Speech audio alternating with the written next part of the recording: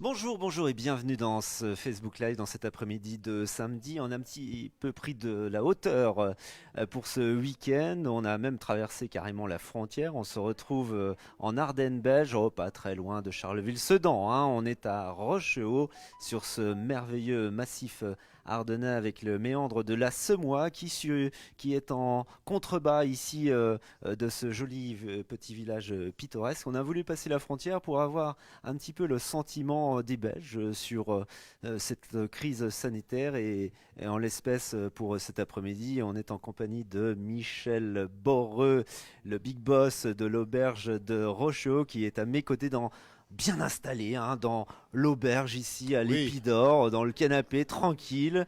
On va parler évidemment de l'Oreca, on va parler des hôtels, des cafés, des restaurants côté belge. Vous allez pouvoir vous manifester sur le chat, dans les commentaires. Vous allez pouvoir aussi partager auprès de vos amis les propos qu'on va tenir tout au long de ce Facebook Live, de cette émission. Alors déjà un rappel très important. Sachez que les frontières et en l'occurrence la frontière belge est ouverte avec les Ardennes. Vous pouvez franchir la frontière, mais avec votre attestation remplie dans les Ardennes françaises pour cette distance, ce périmètre de 20 km autour de votre domicile. Donc vous pouvez franchir la frontière et venir en Belgique. Et donc on va parler un petit peu de ce qui se passe à Rochehaut. Si vous êtes frontalier et si vous pouvez être dans cette distance maximale de 20 km, eh bien n'hésitez pas à venir en Belgique dans évidemment aussi la limite des 3 heures imposée par la législation dans le cadre de cette crise sanitaire. Alors Michel,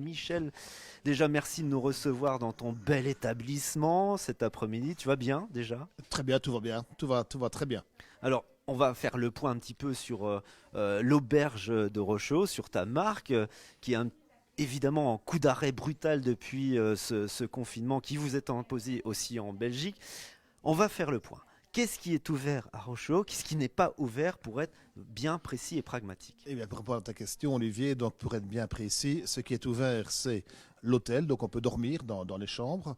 On peut aussi prendre un repas, mais à condition de le prendre dans la chambre. Donc ça veut dire que concrètement, sur le terrain, les clients sont accueillis à l'auberge, ils prennent possession de leur chambre, et alors là, à partir de ce moment-là, ils peuvent commander des boissons via le room service. Donc ils appellent à volonté le service du bar ou le service de la cuisine et on va leur livrer alors des boissons, des vins. Donc ils ont toute la carte de vin qui est proposée habituellement à l'auberge et proposée dans les chambres. Toute la carte de bar également au niveau apéritif, les softs, les eaux, tout ce qui se boit au salon. Et également donc les repas. Donc là on propose de servir en une fois le soir donc 3 services, donc l'entrée, le plat et le dessert qui prennent à l'heure qu'ils souhaitent, ceux qui décident. Et alors le matin, c'est un petit déjeuner qui est proposé, qui est égal à celui qu'on sert habituellement dans le buffet. Il y a aussi les omelettes, il y a aussi toute la partie chaude, les gaufres, les crêpes, tout ce qui peut se déguster le matin ou auquel les gens tiennent vraiment, parce que c'est se faire plaisir le matin. Et alors, c'est pouvoir dormir chez nous, prendre possession de la chambre et également aller promener. Alors, on a également des VTT, donc des vélos électriques qu'on propose à nos clients en location. L'agrimusée, lui, est ouvert. Donc, la partie à côté de la brasserie, on en parlera après, j'imagine, Olivier. Donc là, il y a l'agrimusée qui peut accueillir les gens aussi, donc les clients. Dans l'agrimusée, la boutique bière et aussi la boutique ardennaise. Ça, j'ai brossé donc assez rapidement tout ce qu'on peut faire chez nous et tout ce qu'on peut pas faire. Ben, évidemment, ben, c'est les restaurants, c'est le point de vue, c'est s'asseoir à une terrasse, prendre un verre, c'est déguster un plat à la taverne chez nous. Voilà, ça, on peut pas le faire.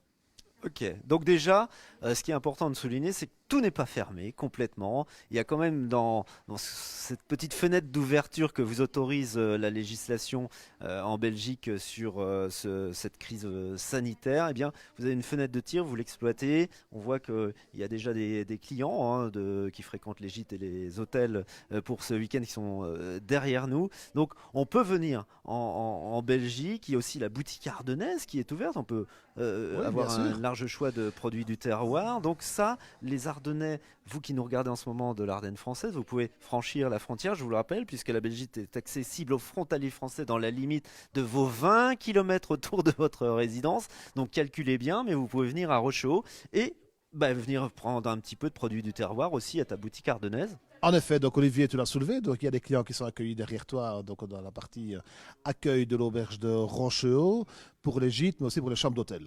Voilà, ça on en a parlé. Et sinon, la boutique en effet, et alors les chèques cadeaux, parce qu'on tourne quand même avec venir à Rochehaut, c'est également recevoir pourquoi pas un chèque cadeau qu'on a pu recevoir lors d'une occasion, peu importe laquelle. Souvent c'est Noël, c'est Nouvel An, souvent c'est une fête de famille, un anniversaire, on reçoit des cadeaux, et ce cadeau peut contenir un séjour à Rochehaut. Et alors, c'est venir, voilà, et les chèques cadeaux, on peut les commander via Internet, via le site aubergederochehaut.com. Et là, on peut trouver sur le site Internet l'onglet pour pouvoir commander ces chèques cadeaux. Et les chèques cadeaux, ben, c'est quand même sympa parce qu'ils sont valables 2 ans. Ils sont valables 2 ans et c'est très souvent valable dans les chambres de catégorie supérieure parce que lorsque le check-in a lieu, lorsque l'arrivée du client, lorsqu'une chambre supérieure est libre, on n'a pas peur ici, le cas échéant, de pouvoir surclasser la clientèle dans une chambre de catégorie supérieure. Si vous nous regardez, vous êtes dans les Ardennes françaises ou en Belgique, n'hésitez pas à commenter, à agir. On est en direct avec Michel Boreux, le patron eh bien, de l'auberge de Rochehaut, avec cette marque que vous connaissez et que vous avez peut-être fréquenté ici dans ce joli petit village. N'hésitez pas à commenter, à réagir dans le chat. Et puis, il y a déjà pas mal de monde qui nous a rejoints. On évoque l'Horeca, les hôtels, les restaurants, les cafés qui sont fermés en France et donc en Belgique. On essaie de faire un petit parallèle avec eh bien, nos amis belges sur la situation qu'ils vivent en ce moment.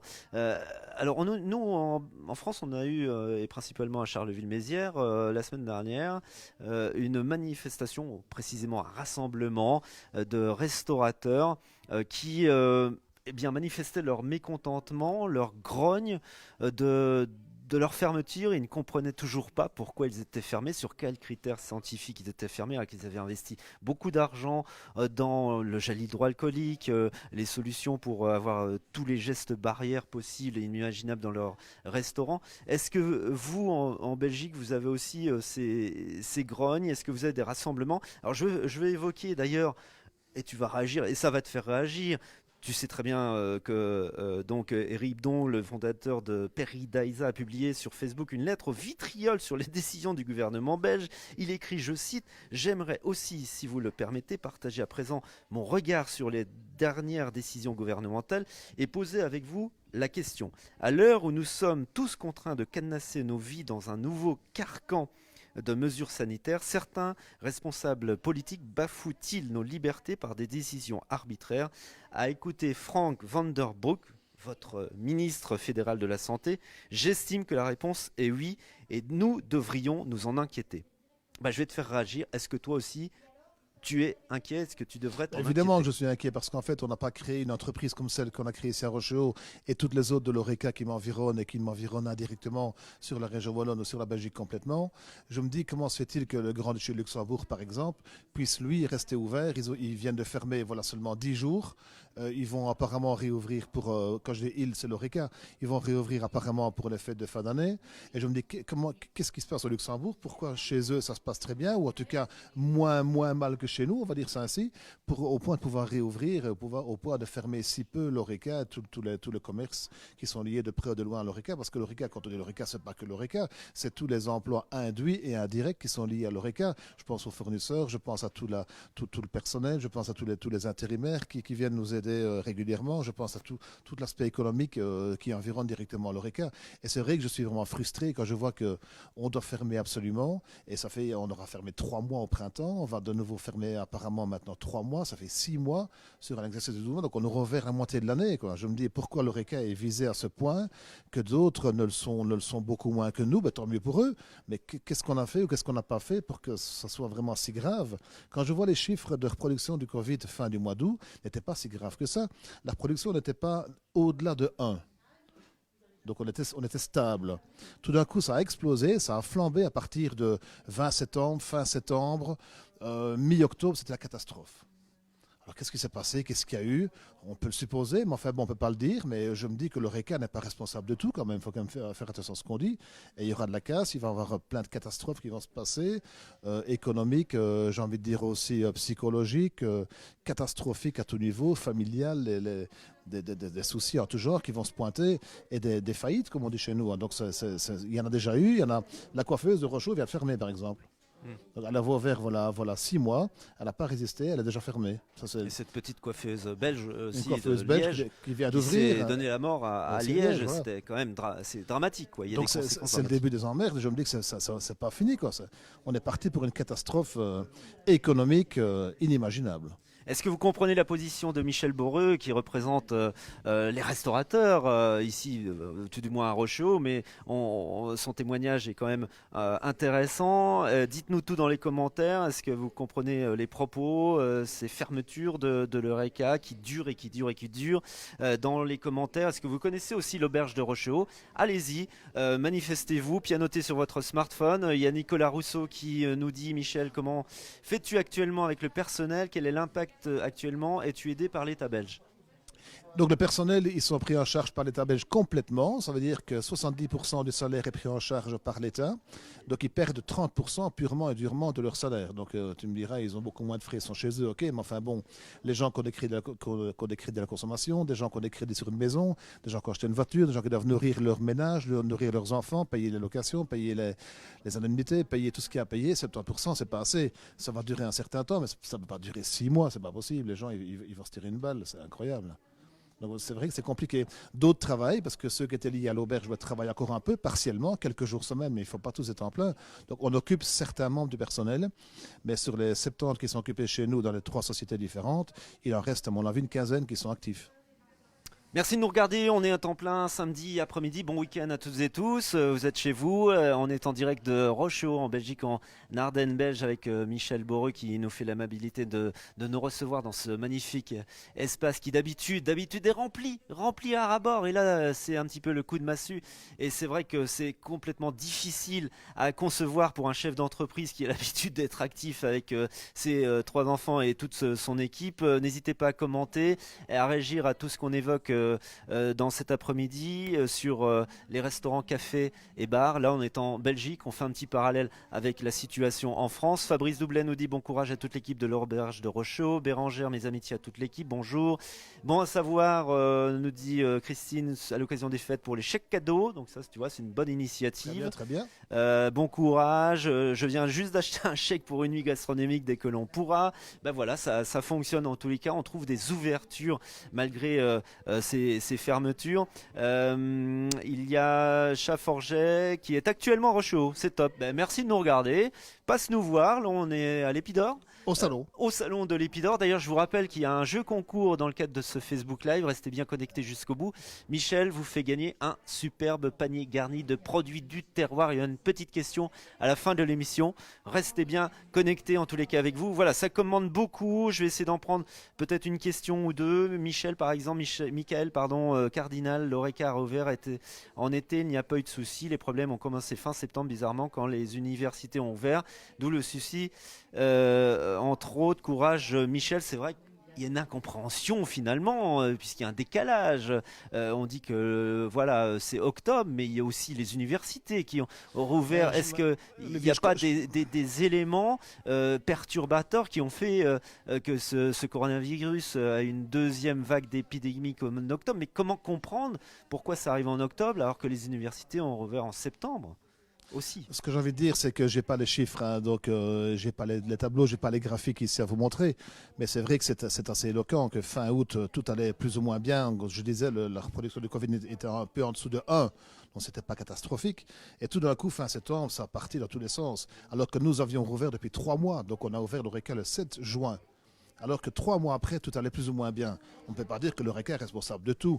Je suis d'accord qu'il fallait aussi qu'on aille à l'école, à l'université, les transports en commun, il y a eu le retour de vacances, donc tout le monde est un peu responsable, mais qu'on ne met pas tout sur la tête de l'Oreca, enfin. Et puis il y a aussi, je rebondis à nouveau sur ton ministre de la Santé qui a lâché une bombe atomique, c'était cette semaine, vous vous souvenez, hein, ça a fait le tour des réseaux sociaux, le propos du ministre Van der Broek sur la fermeture des commerces. dit non essentiel, jugé non essentiel, puisqu'il a dit que faire ses courses ne présentait pas de grands risques d'augmenter la propagation du virus si cela se faisait de manière contrôlée et on avait fermé pour faire un électrochoc dans la population. Est-ce que ça t'a choqué? C'est vraiment choquant, mais je dis il aurait fallu fermer, c'est pas fallu fermer maintenant, il aurait fallu fermer cette année, donc le 15 février, lorsqu'on voyait que de Chine, ça arrivait déjà assez rapidement, et tous les retours de vacances d'Italie, rappelle-toi, au printemps, ici, donc même pas au printemps, à la fin de la sortie de l'hiver, c'est là qu'il fallait faire super attention, c'est là qu'il fallait fermer, c'est là qu'il fallait faire vraiment super attention à tout, et je pense qu'on a vraiment une longueur de retard, une immense longueur de retard, on a fermé les affaires beaucoup trop tard, et on en récolte les fruits maintenant, c'est la catastrophe économique qui se profile à l'horizon. L'année prochaine, ça va être le cata. Hein.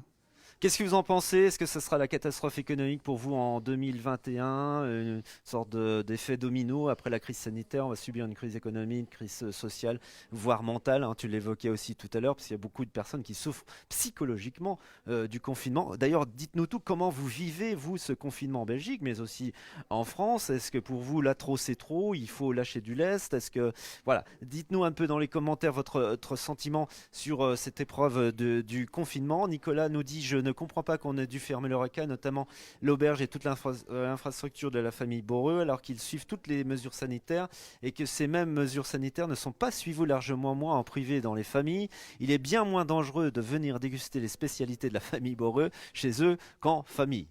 Chez nous, ailleurs, il y a plein d'installations RECA qui ont suivi le protocole, qui ont suivi les réglementations à la lettre. Et moi, je vois ici que pendant tout l'été, c'était 4 temps plein en plus qui ont été embauchés, ne fût-ce qu'au petit déjeuner le matin. Donc, c'était prendre l'assiette du client, l'accueillir au petit déjeuner et le client ne touchait absolument rien.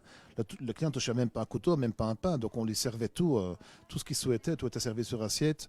Il y avait du gel à l'entrée, il y avait vraiment distanciation. Les gens mettaient des masques. Lorsque les gens étaient assis, ils pouvaient retirer le masque pour manger, évidemment. Les tables étaient bien écartées. Que faire de plus? C'était vraiment incroyable. Donc, je me dis que c'est impressionnant.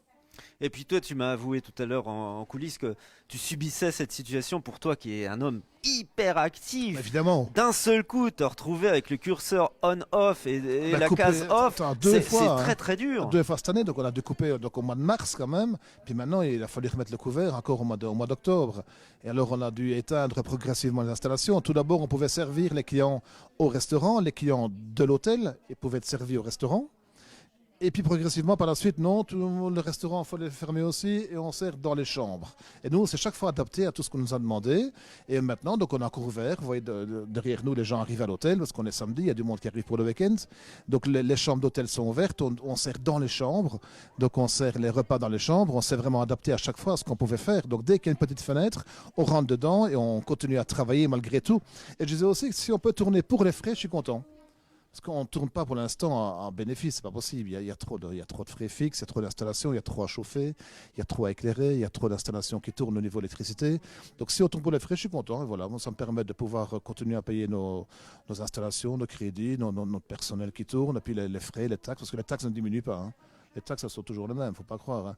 L'assurance incendie ne diminue pas parce qu'il y a moins de clients, hein, ça ne change rien. Donc tout ça continue et il faut payer, mais on va le faire, mais on est créatif. Est-ce que c'est l'âme aussi des villes et des villages qu'on tue avec les commerces se fermer? Je vois Eridrissian qui dit dans le chat, jamais vu Rocher aussi mort la semaine dernière. Par chance, les restaurateurs locaux ont un service traiteur, ce qui nous a permis de nous régaler comme si on était le sourire et l'amabilité du personnel en plus.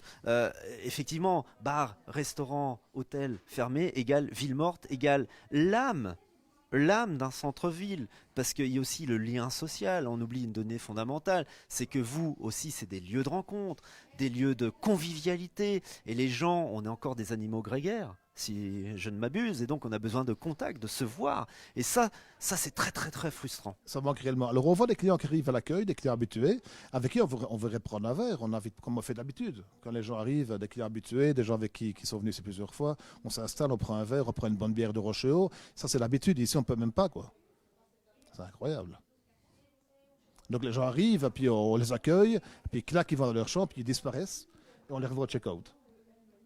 Ça pour toi c'est Mais difficile à vivre. C'est difficile à vivre. Parce Toi qui as besoin de contact tout le temps. Évidemment, alors les gens sont là, on a envie de parler avec eux, on a envie de les voir, boire un coup, on a envie d'échanger quelques histoires, de manger une bricole, et on ne sait pas le faire, quoi, c'est chiant.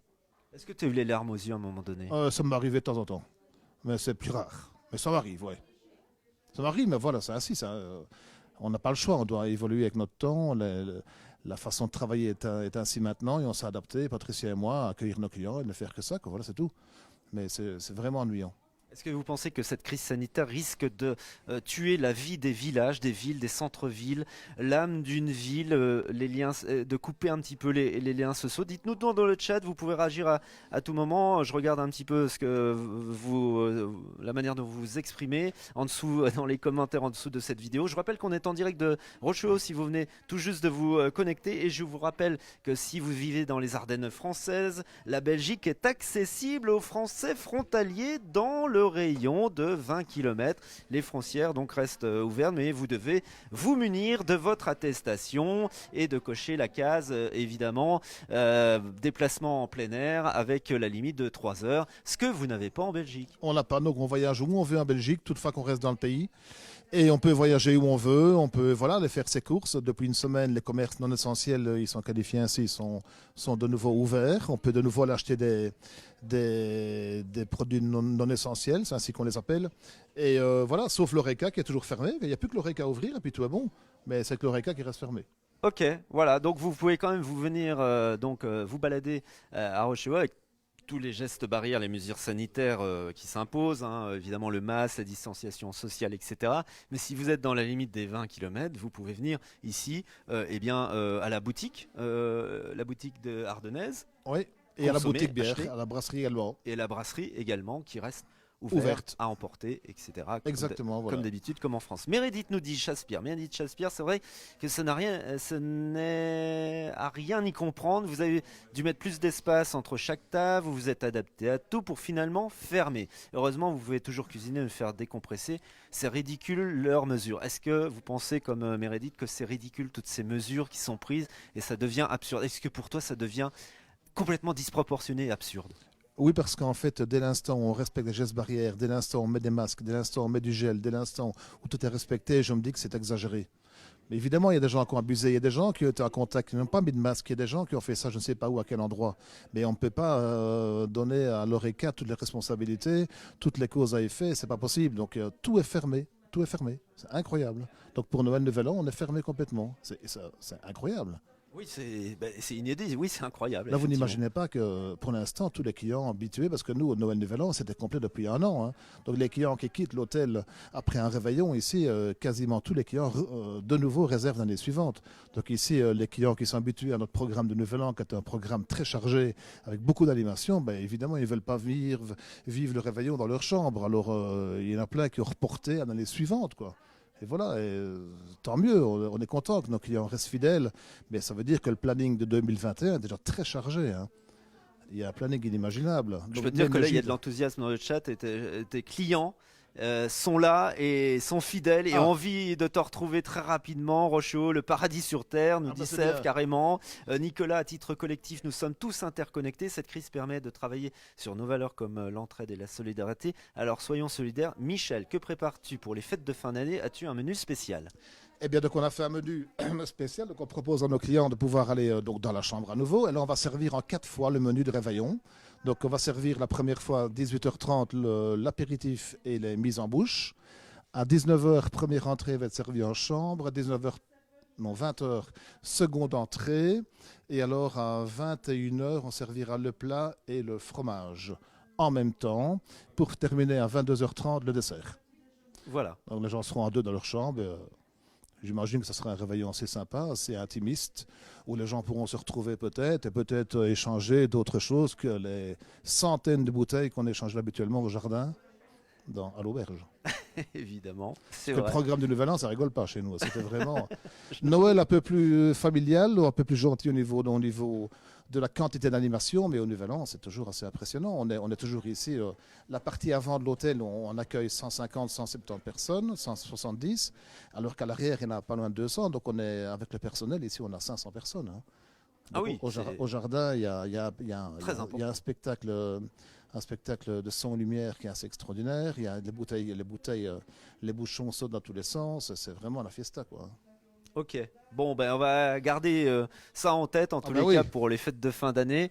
Voilà, continuez à commenter sous la vidéo. On est toujours dans ce live avec un beau rayon de soleil là sur cette vallée de l'Ardenne avec le point de vue irrésistible sur ce méandre de la Semois, ce magnifique village. J'espère que vous le connaissez. En tous les cas, si vous ne le connaissez pas, c'est le moment de le découvrir si vous êtes frontalier et avec votre attestation, vous êtes en Ardennes française de venir, eh bien, prendre un bon bol d'oxygène et de croiser Michel Boreux qui sans doute vous narrera toute l'histoire de ce village et de l'auberge de Rochereau. Dans quelques instants, on va vous poser la question pour gagner un superbe panier garni offert par Michel et la boutique ardennaise qui est juste à côté. Donc restez connectés. On va clore sur une note positive. Tout d'abord, les perspectives de 2021, parce que tu as toujours des projets en tête. Et toi, tu es toujours dans la résilience. Malgré ce qui t'arrive, tu penses aussi 2021. Est-ce que pour toi, est-ce que tu es optimiste? Mais évidemment, on est optimiste, sinon on serait déjà fermé. Donc optimiste, c'est Patricia, c'est moi, c'est les enfants, c'est Héloïse, Arnaud, Jordan, c'est les beaux enfants qui sont là maintenant avec nous. Et on en profite en cette période un peu plus calme pour pouvoir faire plein de travaux dans nos chambres qu'on ne sait pas faire habituellement, parce qu'ici, évidemment, il y a un taux d'occupation qui est plus bas. On a changé les tapis, on a mis en peinture, on a changé de mobilier, on occupe à faire des gros travaux. En mois de janvier, on va démolir tout l'intérieur d'un bâtiment qu'on appelle l'auberge des planteurs. 9 chambres vont devenir 7 chambres supérieures avec bain double, avec douche italienne, avec chromothérapie. Donc on monte le niveau partout. Donc malgré qu'on est vraiment en difficulté de fermeture, ben, on se dit les beaux jours sont à venir, autant en profiter. Et c'est pour ça qu'on tape dessus. Pour lorsqu'on va pouvoir réouvrir nos portes à fond, ben, qu'on puisse proposer des produits qui sont au top et que les gens gardent un excellent souvenir et qu'ils veuillent revenir absolument en famille, en couple, en individuel, dans les gîtes, dans les chambres d'hôtel, à l'agrimusée, au parc animalier. Et c'est vrai que cet été, on a tourné, mais vraiment, on a eu un taux d'occupation inimaginable. Les trains touristiques ont tourné comme des fous, l'agrimusée, les restaurants, c'était impressionnant. Et malgré ça, malgré qu'on était hyper rempli, je me dis, regarde, le taux de Covid n'a pas été reproduit tel qu'on nous le dit dans les restaurants, dans les hôtels. Et quand j'entends qu'une étude à Oxford, aux États-Unis, ont sorti comme quoi l'ORECA était pourvoyeur de Covid en première catégorie, j'ai envie d'appeler ça ainsi, je me dis que pas en Belgique ni chez nous, en tout cas en Amérique peut-être, mais pas chez nous. Donc on se trompe de cible, et là je suis vraiment très, très fâché en fait. Bah voilà, le message est passé en tous les cas auprès des gouvernants, hein. J'espère qu'ils nous regardent peut-être, qu'ils vont réfléchir à évoluer sur cette situation. Et d'après tout ce que je lis dans le chat, merci de tous vos commentaires, toutes vos réactions. C'est dithyrambique, il y a beaucoup d'enthousiasme et surtout de soutien. Et si tu lisais tous les commentaires, tu verserais une petite larme Et un parce que petit clin c'est d'œil vraiment à génial. tous les Français qui travaillent chez nous. Oui, alors voilà, il y a beaucoup aussi d'Ardennais de On France a qui 20 traversent la frontière et 20 qui travaillent À chez mon toi. avis, il y a au moins 20-25 Ce frontaliers qui est énorme. qui viennent travailler chez nous tous les jours, de Sedan, de la région de Charleville, des Ardennes françaises. Et il y en a qui ici qui ont 15 ou 20 ans de maison déjà, qui viennent tous les jours travailler, tout au moins quasiment toute l'année. Et c'est vrai on est vraiment à côté, la France, ici à 8 km par la route, hein, par 20 minutes, Halle, et puis on monte la à course peine. qu'on appelle la course de côte. Là. On arrive à Saint-Manche, Floins, Sedan, on est chez vous, et là, il y a plein de Français qui débarquent pour travailler chez nous en nombre et en qualité de travail également, parce qu'il y a aussi un lycée hôtelier à Bazeilles Tout à fait. qui sort également chaque année une série d'élèves de qualité qui viennent chez nous en stage et qui sont sur le marché de l'emploi et qui montent le niveau de l'hôtellerie, que ce soit chez nous en Ardennes françaises ou belges. Michael Cardinal nous dit les omelettes de Michel le matin, une tuerie, Ah, c'est vrai ça? oui, Il va pas démentir, Michel. en effet. Fabrice Doublet nous dit rouvrons les restaurants avec des protocoles adaptés.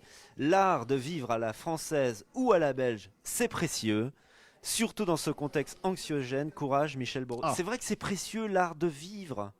quand même, l'art de vivre, l'Eureka nous recentre les gens, on est au cœur de l'action, on est là où les gens veulent se distraire, veulent prendre un verre, échanger. C'est l'art de vivre. Vous savez, nous, la cuisine qu'on fait chez nous, c'est aussi la cuisine française. Hein. La base, elle est française. Donc l'art de vivre à la française, à la cuisine à la façon française, un peu adapté à la façon belge pour certains plats. Et voilà, c'est se faire plaisir autour d'une assiette, autour d'un plat, autour d'une table, autour d'une bonne boisson, une bonne bière, comme on l'a fait chez vous également. Je pense à la cuvée, la La brasserie cuvée d'Arthur, d'Arthur, qui est très bonne aussi. l'Ardouenne aussi. L'Ardouenne, voilà, et aussi Arnaud qui fait une très bonne bière ici à Rochereau, mon fils, et voilà, donc on a des très bons produits qui sont similaires. Hein. Ok, bah écoute Michel, merci de nous avoir reçus. On va te laisser dans cet après-midi parce que tu as aussi des activités forcément au sein de l'auberge. On voit Un tous les peu, oui. clients qui arrivent, hein, qui sont là pour une nuit, pour 2 nuits, ici ou ce week-end.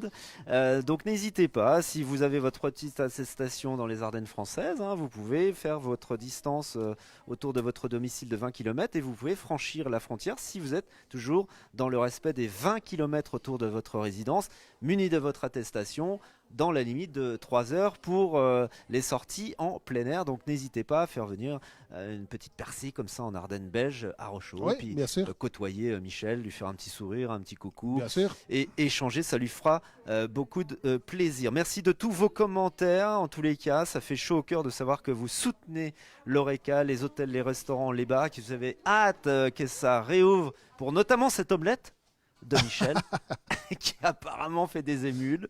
Merci de nous suivre sur De Quoi en Cause. Vous pouvez retrouver bien sûr toutes les informations sur la page Facebook de l'Auberge de Rochaud. Il y a aussi le site web. Et puis on va poser la question maintenant pour tenter de rafler ce panier garni magnifique de produits du terroir conçu Oui, par Michel. Un beau panier, ça. Beau cadeau de Noël de la pour boutique vous. ardennaise. Dans la boutique ardennaise. Alors la petite question est très simple. Quel est le nom du restaurant gastronomique de l'Auberge de Rochaud dans lequel on est là, ici, là. Il est juste derrière le restaurant gastro. Il s'appelle... Ah non, j'ai pas le droit de vous Je vous dire. conseille d'aller voir sur le site auberge de Rochaud. Ne donne pas des indices. .com. Michel. Non, ne donne pas. C'est trop facile. Trop facile. Voilà, vous répondez dans les commentaires. Quel est le nom du restaurant gastronomique de l'Auberge de Rochaud? C'est très très facile. Hop, vous mettez tout de suite dans le commentaire votre réponse et on fera un tirage au sort tout simplement mardi soir à 18h parmi toutes les bonnes réponses. Et puis pour l'un ou l'une d'entre vous, ce beau panier garni qui vous fera penser à l'Auberge de Rochaud en attendant la réouverture, on l'espère en tous les cas le 1er février en Belgique. Merci Michel. On espère à très bientôt. En tout cas, merci de nous avoir suivis, merci d'avoir écouté. Et on se retrouve dans une quinzaine de jours, 3 semaines, un mois, Ouais, c'est ça. après le Nouvel An. C'est ça, voilà. Allez, à bientôt, bon week-end les amis, salut.